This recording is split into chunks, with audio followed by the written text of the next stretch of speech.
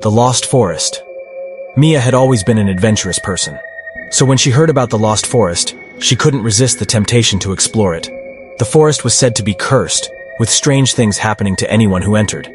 But Mia wasn't afraid. She packed her backpack and set off into the woods. As she walked deeper into the forest, the trees grew thicker, and the air grew colder. She felt a sense of foreboding, but she pushed on. Suddenly she heard footsteps behind her.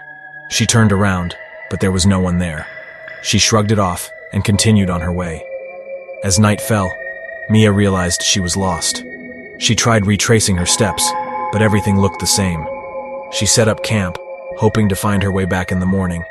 But as she tried to sleep, she heard whispers in the darkness. They sounded like they were coming from all around her, but she couldn't make out what they were saying. The next morning, Mia set out again, but the forest seemed to have shifted overnight. The trees twisted and turned, and the path she had taken the day before was nowhere to be found. She started to panic. As she wandered aimlessly, she heard the whispers again. They grew louder and more insistent. Suddenly, she saw a figure in the distance. It was a woman, dressed in tattered clothes.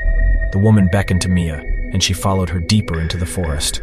The woman led Mia to an old cabin, which seemed to appear out of nowhere. The woman disappeared inside, leaving Mia alone. She cautiously entered the cabin, and what she saw inside chilled her to the bone. The cabin was filled with strange symbols and artifacts, and the walls were covered in blood. Mia tried to leave, but the door was jammed shut.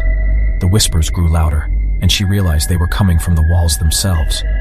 She was surrounded by the lost souls of the forest, trapped forever in their cursed realm.